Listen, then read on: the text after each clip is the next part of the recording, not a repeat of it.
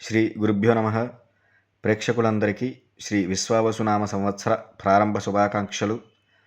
మీనరాశి ఫలితాలను చూసినట్లయితే పూర్వభాద్ర నక్షత్రము 4వ పాదము, ఉత్తరాభాద్ర నక్షత్రము 1, 2, 3, 4 పాదాలకు, రేవతి నక్షత్రము 1, 2, 3, 4 పాదాలకు రాశి మీనరాశి అగుచున్నది. మీనరాశి వారికి ఆదాయము 5, వ్యయము 5, రాజపూజ్యము 3, అవమానము 1గా సూచిస్తున్నది.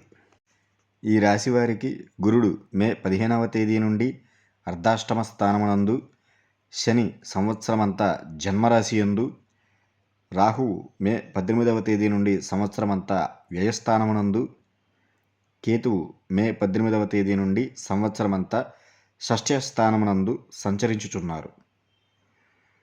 ఈ రాశివారు ఈ సంవత్సరం ఆరంభంలో ఆర్థిక, శారీరక, మానసిక ఒత్తిడికి గురవుతారు. మిశ్రమ ఫలితాలు ఉంటాయి. మీనరాశివారు పరస్పర సామరస్యం, అవగాహన లోపం వలన కుటుంబపరమైన సమస్యలను, ఒత్తిడులను ఎదుర్కొంటారు. వీరికి మే నెలాఖరు నాటికి స్థానచలనం కలుగుతుంది. అలాగే వీరి సంతానానికి ఆర్థిక పురోభివృద్ధి కలుగుతుంది. ప్రతి పనిని శ్రద్ధతో పూర్తి చేస్తారు. ఈ రాశివారికి ఏలినాటి శని ప్రభావం ఉన్నను క్రమశిక్షణ, నియంత్రణ, సచ్చీలతలను ఆచరించడంచే సత్ఫలితాలను పొందుతారు. ఈ రాశివారు సోదర సోదరీమణులను ఆదరించి వారి అభిమానాన్ని పొందుతారు. అలాగే వైవాహిక జీవితంలో ఒడిదుడుకులు ఉంటాయి. జీవిత భాగస్వామి ఆరోగ్య సమస్యలు ఇబ్బంది పెడతాయి. వారితో మీ అన్యోన్యత అంతంత మాత్రంగానే ఉంటుంది. ఈ రాశి వారికి నూతన వ్యాపారాలకు ఇది మంచి సమయం అని చెప్పవచ్చు.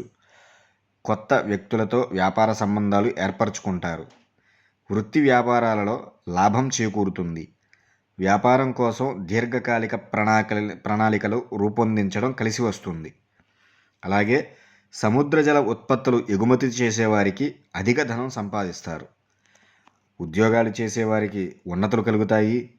విద్యార్థులకు మంచి ఉత్తీర్ణత శాతం కలుగుతుంది. సంవత్సర మధ్యకాలంలో ఈ రాశి వారికి ఆరోగ్య సమస్యలు ఇబ్బంది పెడతాయి.